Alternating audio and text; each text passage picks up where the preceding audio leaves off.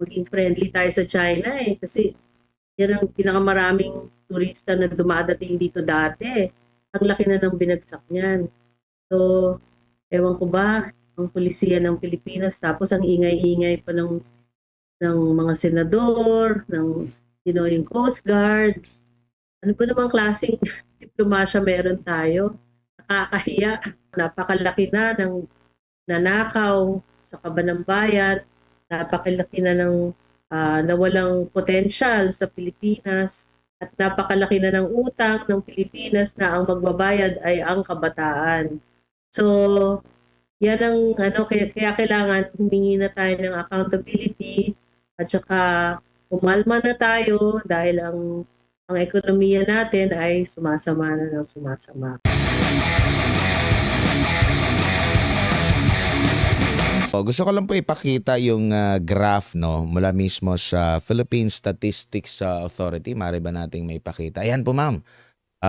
Yung pinaka nasa leftmost is ano yan 2018 to 2019 na first quarter at biglang bumagsak tayo which is panahon niya ng pandemya. Nagpalit na po ng administrasyon parang dito na nag-umpisa na pababa na yung trend po no at ang pinaka-latest nga is yung nasa pinaka-kanan nasa 3 ang paglago ng ating ekonomiya sa last quarter.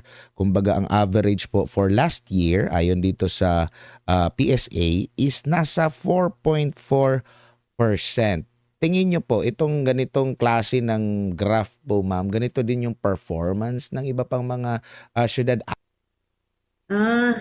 Hindi magandang pangitain itong nakikita natin dun sa chart no kasi pabagsak nga yung trend at parang ako ay nangihinayang talaga kasi nakikita mo naman ang potential natin. Kaya nating umakyat ng 7% or more no sa ating ekonomiya. Kasi bata ang population natin, masipag naman yung mga tao. Kaya lang walang trabaho. Kasi nga, unang-una, yung dapat na mapunta sa infrastructure, naging ghost project. So, anong trabaho binibigay nun? Wala.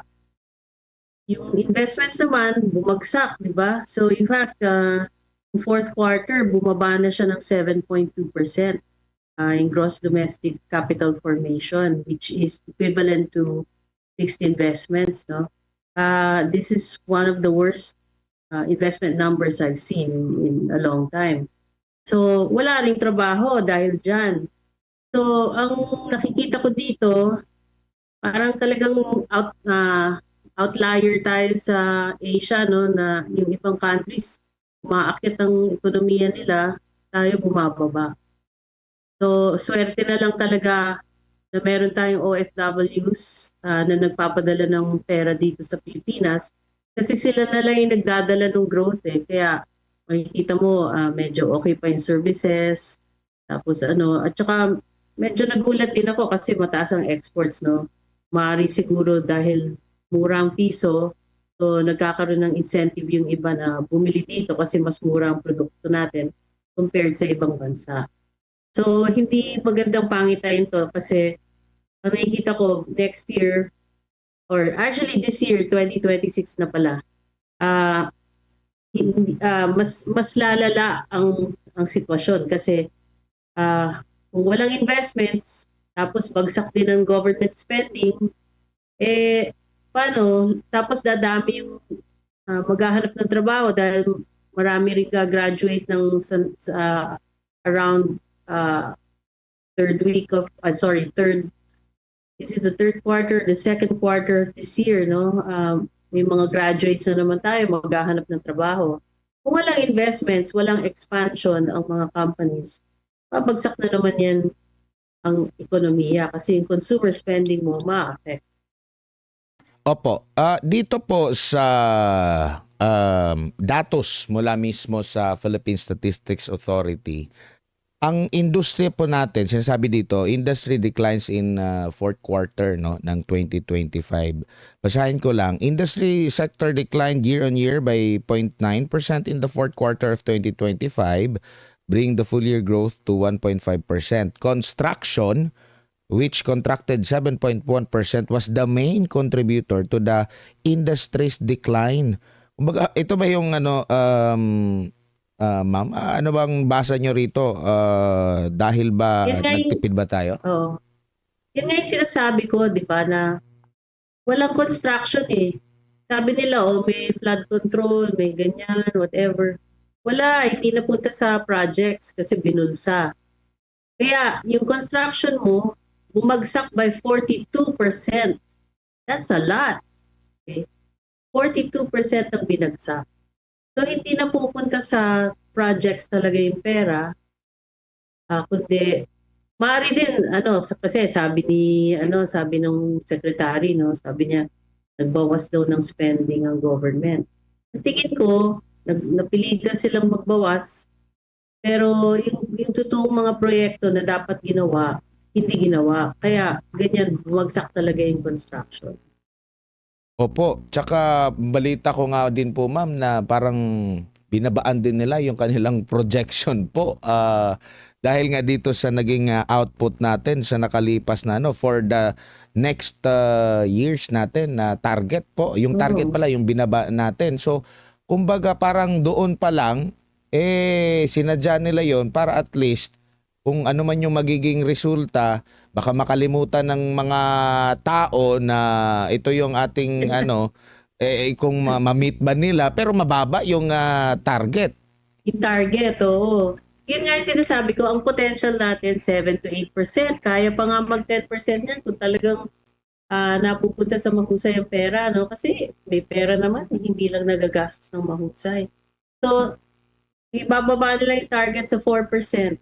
Mamimit, baka hindi pa ma-meet yan baka mag 2% lang yung ekonomiya natin. At the rate it's going right now, mahihirapan tayo mag 4% kasi nag 3% na nga yung fourth quarter. Alam mo, ang fourth quarter, normally, mataas yan kasi may holiday spending, mas maraming remittances na pumapasok kasi nagpapadala ng remittances ng pera, yung mga OFWs para sa mga paghanda ng mga relatives. So, normally talaga mas mataas ang fourth quarter. Nag 3% lang So, ano pang may expect natin ngayong first quarter of 2026? And it's still coming from a high base kasi if you look at the first quarter of last year, medyo mataas pa yung growth niya. So, hindi ako talaga, I'm not optimistic at this point given the investment and infrastructure condition of the country. Opo. Ma'am, balikan ko lang yung graph natin, yung pinakaunang graph natin na ipinakita, ma'am. Kasi yung pre-pandemic, pwede ba nating maipakita mo na yan?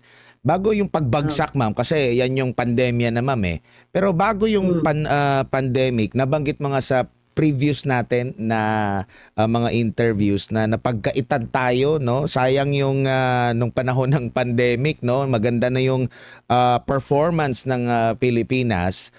Parang bumalik dapat nga na tayo nasa level na tayo ng sumipa na tayo, pero parang bumabalik tayo before pa ba ng pre-pandemic? Alam mo dapat naunahan na natin ng Vietnam Ngayon naunahan na tayo ng Vietnam, 'di ba? Kasi nga yung policy natin paatras kasi nga hindi na-address yung corruption.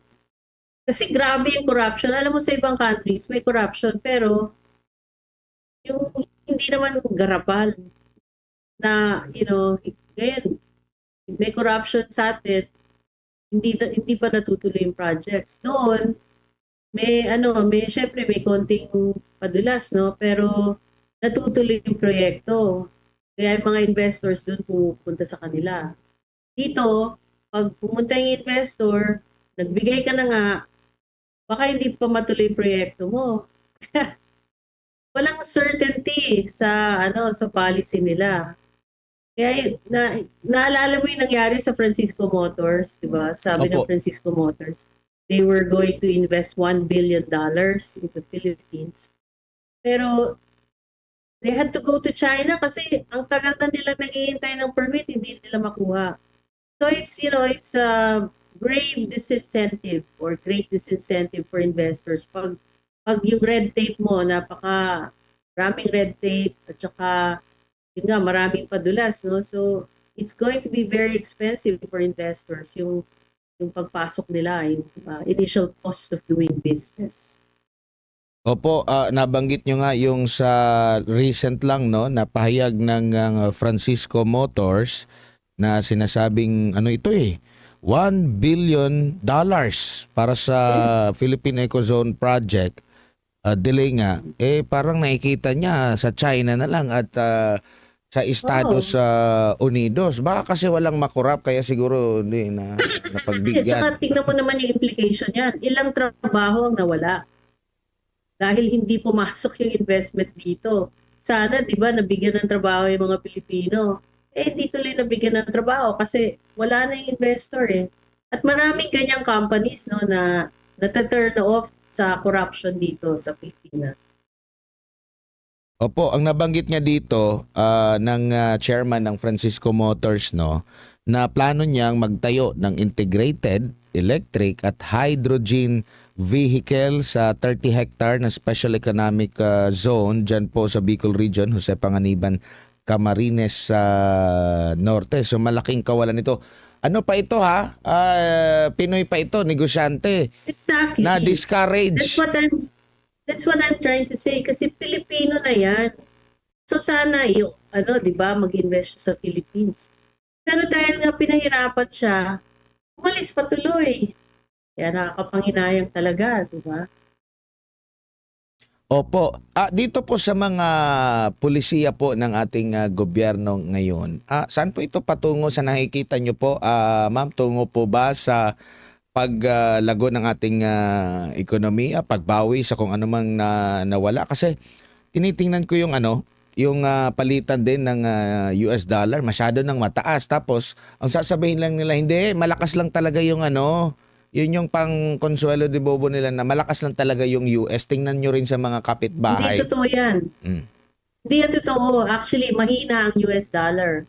And I think the US dollar is at its weakest in 4 years. No?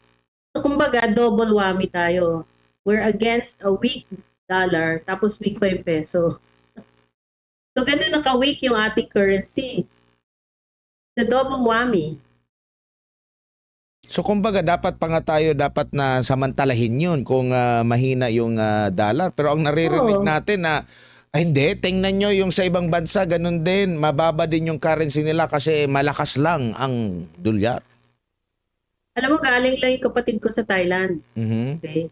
Sabi niya, mas mura na ngayon dito sa Pilipinas mabili kasi yung currency ng Thailand malakas. Opo. Sige po. So ganun, kasi yung brother ko galing sa US yon. So yung dollars nila, sabi nila, yung dollars nila, mas maraming nabibili dito sa Pilipinas kasi mahina yung currency natin. Sa Thailand, mas malakas. So yun yung parang for me, that's proof enough na ibang bansa, malakas naman ang currency. At saka yun nga, sa akin, mahina na nga yung US dollar, mahina pa yung currency natin. Anong proof na mahina ang US dollar? Bakit sumisipa ang ginto ngayon? Ang mahal na ng ginto, $5,500 dollars per ounce na. Galing yan sa, Opo. So, ang lakas ng ginto, mahina ang dollar. Opo. Ito pong nabanggit nyo rin kanina na kumbaga consistent ito na nakatutulong sa ating ekonomiya yung mga OFW remittances po. Kasi sa huling datos po na inilabas ng Bangko Sentral, umabot tayo sa 32.11 billion US dollars ang halaga from January to November 2025. Mas mataas ito compare sa 31.11 billion pesos noong January to November 2024. Itong ganitong kataas po na remittance, ma'am, kung maganda ang takbo ng ekonomiya dito sa Pilipinas, mas malaki pa yung pagganda ng ating ekonomiya. Kumbaga, nahahatak lang din yung ating ekonomiya dahil kahit na gaano kalaki siguro, pero mahahatak din ng iba pang mga factors po sa ating bansa kaya nangungulelat pa rin yung ating ekonomiya? Actually, magpasalamat tayo sa OFWs. Alam mo kung bakit? Kung wala sila, recession na tayo eh. Kasi kung titignan mo, yung flow ng money nila, yan ang nagsusupport na lang sa consumer spending. Kasi nga, walang trabaho from the government, wala rin trabaho from investment. So, saan nagagaling yung pera na ginagastos ng, ng maraming tao? Malamang sa OFW remittances. Ganyan. Kasi, for many years na talagang tumataas ng pinadadala ng mga Pilipino dito sa ating bansa. Sa ating bansa galing sa kanilang mga trabaho. Ang kaigihan naman sa mga Pilipino, napaka-loyal talaga nila sa Philippines at sa mga pamilya nila. No? Kasi yung ibang workers, overseas workers from other countries, no? Hindi sila ganun kalakas magpadala. Pero ang mga Pilipino, hanggat kayang ipadala lahat ng sweldo nila, papadala nila dito. At the other phenomenon is because they cannot find jobs here dito sa Pilipinas, gagawin nila, alis sila, naghahanap ng trabaho. Kaya tumataas yan eh. Tumataas kasi dumadami yung mga Pilipinong nagtatrabaho abroad. Ang nakakapanghinayang, isa pang nakakapanghinayang, pinapaaral natin itong mga Pilipinong ito, nag-invest tayo sa education nila, pero sinong nakikinabang? Yung ibang bansa. Kaya mas lalong nakakahinayang.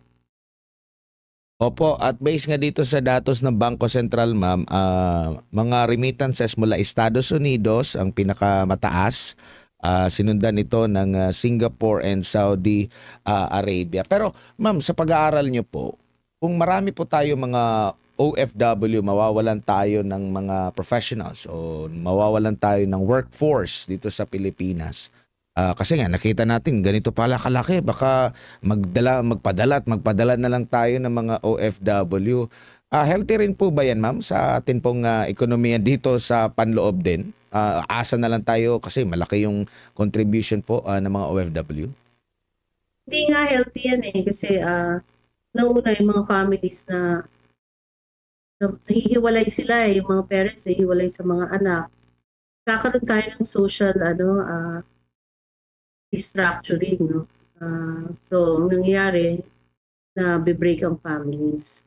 Pero alam mo, may threat ngayon eh kasi because of geopolitics, nagkakagulo sa Middle East. Sabi mo, maraming remittance galing sa US.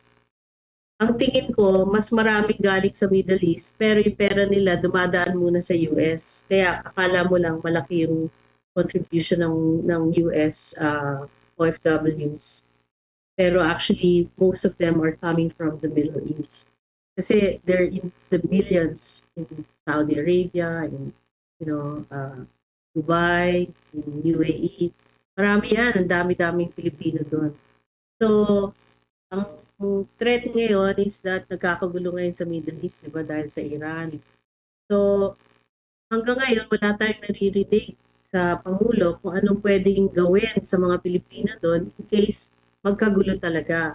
At kung talagang magkagulo doon, paano na yung remittances kung kailangan silang bumalik dito sa Pilipinas, unang-una, anong trabahong tatapat sa kanila dito? Mukhang wala. Dalawa, syempre, mawawala yung income nila doon and they will be unemployed, temporarily unemployed until they are able to find jobs again in case, magkaroon na ng peace sa Middle East. No? So yun yung dinadasal ko din na hindi matuloy yung kaguluhan doon sa Middle East kasi talagang maa-affect ang Philippines dyan. Opo. Dito naman po tayo, ma'am, kasi nag-uumpisa na po yung mga aktibidad ng ASEAN, no? At turismo yata yung unang Makialam! or doon sa sorry po. Doon po sa sa Cebu, doon po yung napag-uusapan is tungkol sa turismo. Paano tayo makakabenepisyo dito, ma'am? Baka ang ending, sila yung makabenepisyo mula sa mga turista sa Pilipinas kasi nakikita ko sa mga vlogs ngayon, ma'am, ng mga kilalang vloggers. pumupunta sila sa mga kagaya ng Vietnam, maraming mga nagko-comment doon, maraming napupunta doon, maraming mga curious doon. Baka imbis na ma-promote yung lugar natin, baka mas ma-promote pa po yung mga ibang bansa. Paano po dapat samantalahin ito ng Pilipinas? Considering tayo po yung host ng ASEAN ngayong Paano sasamantalahin ang mahal-mahal magbiyahe dito? Mas mura pa pumunta mas mura pumunta sa Hong Kong, Vietnam, Thailand kaysa magbiyahe ka dito sa Pilipinas. Ang mahal-mahal ng airfare tsaka ng shipping fees, no? So that's one. Dalawa, yung dapat maging friendly tayo sa China kasi yan ang pinakamaraming turista na dumadating dito dati. Ang laki na ng binagsak niyan. So, ewan ko ba, ang pulisiya ng Pilipinas, tapos ang ingay-ingay pa ng mga senador, ng yung Coast Guard. Ano ba namang klaseng diplomasya meron tayo? Nakakahiya. Saka alam mo parang sila parang hindi na honorable yung mga ginagawa nila kasi kung makapagsalita sila sa China, akala mo napaka-superpower natin. Oo nga po. Natatawa na lang ako sa mga nakikita kong mga sinasabi ng mga senador talagang naku, kakahiya talaga. Opo, ma'am. So paano tayo makaka-attract ng turista kung ganyan ang alam mo binuksan puno ni presidente yung visa para sa mga Chinese, no? Pero kung gano'n naman ang naririnig nila sa mga opisyal natin, ba't sila pupunta dito? Sa ibang bansa sila pupunta. Opo. Ma'am, nabanggit niyo po yung issue sa China. Nakikita niyo po ba na may possible epekto din yan or yung sa pananaw ng lalo na sa mga kapitbahay natin or sa international community na nakikipagbardagulan yung mga opisyal ng Pilipinas, wag na siguro tayong diyan, wag nating kasi may maganda yung relasyon natin with China. May ganyan din po ba na possibility po, ma'am, na kahit na tayo yung Pilipinas at China yung may conflict pero yung mga nakatingin, yung mga marites na mga kapitbahay natin ng bansa, yung ibang mga bansa, baka madamay tayo diyan parang ganun po, ma'am. Naalala mo nung ASEAN, di ba pinagsabihan ng Malaysia ang Pilipinas na yung ASEAN forum is not for ang tawag dito, yung ranting, no? Hindi ka ba dapat nagrarant kasi yung speech nun ni Presidente, I think was very anti-Chinese or anti-China. Pinagsabihan siya ng Malaysia na we should be talking about business and trade in this summit. Kaya nag-iba yung tono niya nung APEC na. Pero actually, siyempre, yung ibang bansa, tinitignan nila kung mahusay ang foreign policy ng mga neighbors nila. Kasi, siyempre, kunwari, nagkagulo dito, pwedeng mahawa ang Vietnam, pwedeng mahawa ang Indonesia o Malaysia.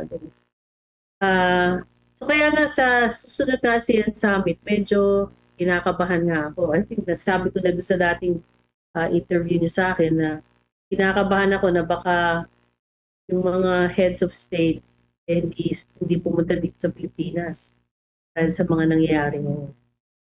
Magpadala na lang sila ng mga lower officials. Opo, tingin nyo, kumbaga, itong turismo natin, malaki yung contributions pero napansin na rin ng ating mga nasa mga tourism officials. Kaya nga nung November ata kung di ako nagkakamali, binalik na nila yung yung pagbibigay ng visa upon arrival ata nung so mga Yung yun? sa China, yung Chinese na mga turista, 'di ba? Parang binalik na nila, hindi na sila masyadong nagstrikto. Tapos nabuksan na naman itong nabuksan kasi nakita talaga nila yung pagbaba at imbis na sa atin pumunta yung mga turista kasi ilang billion yan sila doon sa China. Dito na sa mga kapitbahay natin napupunta tuloy ngayon niluwagan na yung restriction nagkakaroon na naman ng meron na namang nagsasuggest na magkaroon ulit ng restriction. Yung ganong papalit-palit na mga polisiya po, ma'am, nakakatulong din po ba yan or nakakasamang lalo talaga sa ating ekonomiya? Nakakasama sa turismo, nakakasama sa business. Kasi, alam mo, pag may galit na naririnig sila, Galing sa mga, ano yan very senior officials, mga senador. Tapos gagamit ng words na FU, di ba? Anong klaseng, syempre, galit yung naririnig nila. So, pag ang isang opisyal galit, may security implications yan. Parang tinatakot mo yung mga tao dun sa bansang yun. Ba't sila pupunta dito? Kung takot sila. Diba? Ba't mo tatakutin? Talagang nakakahiya yung mga senador natin. Hindi ko maintindihan. Hindi ko alam kung nag-aaral sila ng diplomasya at o sinuwerte lang talaga sila at naging senador sila dahil popular sila, ganyan. Pero yung lumalabas sa bibig nila, hindi maganda when it comes to foreign relations. Parang ang dating din ma'am, kung hindi ka sumasang-ayon sa kanila, traidor ka sa bayan. Gano'n naman ang nangyayari sa lahat ng sektor, di ba? So, pag nagsalita ka ng totoo, gigipitin ka. Kaya tingnan mo naman ang nangyari kay Congressman Barsaga, kay Congressman Leandro de Viste, sino pa ba? Basta marami silang pinipersecute ngayon, ginigipit. Yung kay Gutesa, pag nagsabi ng totoo, gigipitin ka. Kasi ayaw nilang ilabas yung katotohanan eh. Yan ang naging problema ngayon. Kaya yung mga investors ayaw pumunta dito kasi hanggang ngayon, bad governance. I'm saying it straight. The governance is very bad at the moment. And investors are always looking at good governance as one of the metrics. Opo. Opo. Ma'am, dito po sa bilang ng mga dumalaw sa Pilipinas sa turismo po, karamihan po sa kanila mga South Korean. Okay? Nasa 1.2 million. Sinundan top 2 ang mga Amerikano, top 3 Japanese, top 4 Australians, top 5 mga Canadians, pero nasa ano lang to kalahating milyon yung Japanese, 300,000 plus na Australian, same din sa Canadian. Ang mga Chinese po nasa top 6, 267,000. Idagdag na siguro natin yung mga Taiwanese, 200, so mga nasa 400,000 din yan sila.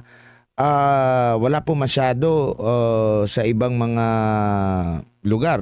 Ang Malaysia naman 100,000. Pero kung pagbabatayan mo, merong Taiwanese, Chinese, and Hong Kong, same lang naman yun sila mga Chinese talaga. Masyadong mababa po talaga, ma'am, itong mga ganito. Kumbaga, ina-expect ba natin na ang mga South Korean yung number 1 na turista natin? Mahirap sabihin kung ano yung mangunguna ngayon, kasi napakaraming ibang bansa na mas attractive ngayon dahil unang-una mahal magbiyahe dito sa Pilipinas. Tapos hindi pa coordinated yung transport system, yung hotels, ganyan. So, medyo mas challenging pumunta dito. Tapos ganun pa yung political situation. So, mahirap sabihin nga kung anong country mangunguna. Actually, hindi lang dapat Asian countries ang ina-attract natin kasi mas malakas gumastos yung mga European tourists. Sayang talaga. Maraming potential na hindi pa natin natatap dahil nga sa ganitong kondisyon. Dati, mataas na yung natin, yung tourism eh. Tapos, ang isa pang batikos nila sa tourism department ngayon, yung ating tourism secretary, yung mukha lang niya lagi nakikita sa mga litrato. Oo nga po. So, bakit ganon, di ba? Ang binibenta ba niya yung sarili niya o yung mga tourism sites natin? Nagreklamo nga yata yung photographer kasi sabi niya, kung saan ako pinadala para kumuha ng magandang litrato sa ibang parte ng bansa. Tapos ang nakapronta doon sa litrato, yung mukha ng ating tourism secretary. Bakit ganon? Opo. Ang paglilinaw naman ng DOT, hindi naman daw po from DOT yung magazine na yon, sanction ng DOT yung ano na yon. Wala daw po silang alam doon. Well, yun yung naging Paano nakalabas yun? yun din nga, no? Hindi ba yan siya ano, parang Di ba magpapaalam yan kung halimbawa, pagpalagay natin na hindi naman talaga sa DOT yun, hindi ba magpapaalam yan, gagamitin po namin yung mukha nyo po, ma'am, Exactly. secretary, kayo po ang cover, picture, Oo. photo, dito po sa tourism na magazine natin, tapos papayag ka, ikaw na mismo yung magsasabi, ay hindi, wag na ako, kasi hindi naman yung daungan Oo. ng barko at eroplano yung mukha ko. Pero dito tayo, ma'am, ang pinag-uusapan pala natin, ma'am, na 5.9 million last year, actually may slight na pagbaba nga last year na mga tourist arrival mula sa ibang bansa. Ito ang sa Thailand at saka sa Malaysia. 32 million ang Kaya, saan to? Sa Thailand, ma'am, 32.9 million ang visitors. Baka sasabihin na naman ng ating gobyerno, hindi lang po tayo yung nagsasuffer ng pagbaba ng pag-decline ng turismo kasi sa ibang bansa ganun din. Pero nakikita nyo po, 7.2% daw po yung binaba sa Thailand, pero 32.9 million ang bisita po noong 2025. Karamihan po, eto ma'am, Chinese arrival ang andon. Okay? Next po, dito naman po tayo sa Malaysia, ma'am. Umaabot po sa 42 million naman yung kanilang mga bisita noong 2025. Tumaas naman sila ng 11.2%. Parang nanghihina ako dun sa mga arrivals nila, ma'am, na nandun na sa 42, 32. Sa atin, nasa pa tayo? Tatlo lang na, tatlo? Yung 5.9 million po. Masyado yan pa nga yung tayong malayo. potential na nga yung sinasabi kong potential na nawawala sa atin. Alam mo, napakaganda ng Pilipinas, masarap ang pagkain, napakarami nating dagat at mga bagong iba-ibang klaseng sites. Nakapunta na rin ako sa ibang bansa kagaya ng Thailand at Malaysia. To be very honest, mas marami tayong mga sites na magaganda. Pero tingnan mo ang Thailand ha, naghanap sila ng niche. Meron silang medical tourism. At dito dami nating doktor, marami tayong nurses. Nagsipuntahan na nga lang sa ibang bansa kasi walang mahanap na magandang trabaho dito. Or meron naman mga trabaho sa ospital pero mababang sweldo. So kung mai-promote mo yung medical tourism dito, magsisibalikan yan. Kaya lang walang alam mo, walang coordinated tourism plan ng Pilipinas. If ever there is, hindi na susunod. Kasi wala nga hindi cohesive yung plano na yun. Kaya watak-watak yung marketing nila. Saka wala, anong platform. Buti pa nung previous years, meron tayo Wow Philippines, meron yung mga mga slogans noon na talagang tatatak sa utak mo di ba? So, ngayon, dati di ba yung more fun in the Philippines, ganyan. Ngayon, wala kang marinig na malakas na slogan about Philippine tourism. Kundi yung mukha ng ating tourism secretary. Yun nga po, ma'am. And ang sinasabi din dito, ma'am, sa Thailand na lang ang pinakamalaki palang mga nila doon, mga bisita, kapitbahay lang din nila na Malaysia. Okay? 4.5 million yung bisita. Sa kanila, sa atin, ang dami-dami na nung mga na yun, mga foreigner na yun, mula sa iba't ibang bansa. Pero sa kanila, Malaysia ang may pinakamarami, 4.5 million na mga bisita. Sinundan ng China, 4.47 million. Tapos, India, 2.5 million. Meron tayong recent na ma'am, ugnayan with hindi ako nagkakamali with India po, pero yung India natin last 2025 96,000 lang po. Napakalaki din ng populasyon ng India. Bakit dito sa Malaysia at sa Thailand ulit 2.5 million ang nakapunta doon. Meron pang Russia, 1.9 million travelers. Koreans, 1.6 million yung arrival sa nila. Nabanggit mo nga, Thailand ito ma'am, mas maganda pa yung Pilipinas. So ito yung mga nasasayangan tayo ng mga bisita na marami naman tayong maipagmamalaki. Kaso nga lang po, kahit na nga yung mga local natin, ma'am, minsan pahirapan din pagpunta dun sa mga, na-appreciate natin yung ibang mga vloggers din na nagpo-promote ng iba't ibang mga lugar.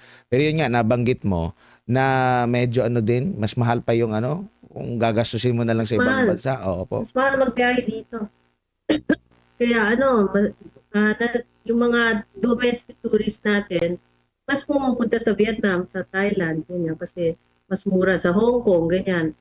May Disneyland kasi doon, sa Japan, ganyan. Ang Japan, ang lakas ngayon ng tourism ng Japan. You know, so, Oo, mayroong yun, binahagi iba-iba. ang Japanese Embassy, ma'am, na medyo marami nga yung kumukuha po sa kanila ng visa, no? Sa Mm, kasalukuyan.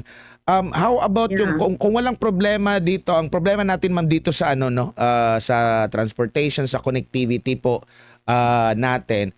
And at the same time, wala ba tayong kagaya ng offer sa ibang bansa? Kung magmumura ba tayo or magkakaroon tayo ng mga package na ano, tingin nyo po mas appealing ito sa ating mga foreigners din? O sadyang Alam mo, hindi lang tayo dati, ano magaling-magaling? dati naman attractive ang Philippines. Kaya nga, tingnan mo yung nangyari sa Boracay. Kasi dati, nung unang punta ko sa Boracay, walang mga structures dito. Pero doon pala, pero biglang dumami yung mga hotel, naging ano siya, very developed, no? Kasi nung time na yon, talagang sobrang dami ng turistang dumadating. Hindi lang sa Boracay, sa Siargao, sa ano, sa tawag dito, sa Cebu. Napakalakas dati ng tourism natin. Talagang nanghina this time. Nanghina lang talaga. Opo. Siguro ma'am bilang Hindi kasi na-affect talaga yung imahe ng Pilipinas dahil sa unang-una yung security, tapos yung political instability, ganyan. So nawala tayo sa radar screen ng mga tourists. opo. Siguro ma'am bilang panghuli, ano na lang po yung mensahe niyo sa ating mga kababayan ukol dito kasi merong mga ganito pong mga usapin. Kumbaga, alam naman natin na yung mga pangangailangan, serbisyo ng ating mga kababayan, yun din yung inaantay nila sa gobyerno. Pero to say, ganito nga yung issue na nangyayari po ngayon sa ating bayan. Baka may last message po kayo, ma'am. Alam mo, ang pinaka-mensahe ko dyan, we have to already demand accountability. Kailan na ba tayo makakita ng ikukulong na malalaking isda dyan, di ba? Noong pa sinasabi ng presidente, oh, sa Christmas, sa kulungan mag-enjoy, mag-Christmas sa kulungan yung mga kawatan. Hanggang ngayon, ano na, matatapos ng Enero, wala pa eh, di ba? So, ah, kailangan talaga hingiin na natin ng pagbabago.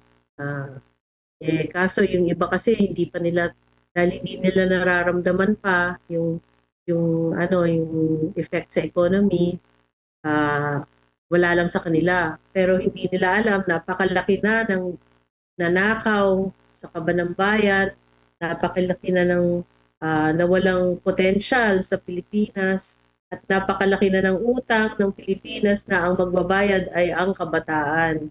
So, yan ang kaya kailangan humingi na tayo ng accountability at saka umalma na tayo dahil ang ekonomiya natin ay sumasama na ng sumasama. So sana matauhan na yung mga tao na, you know, dapat sama-sama tayong humingi ng pagbabago.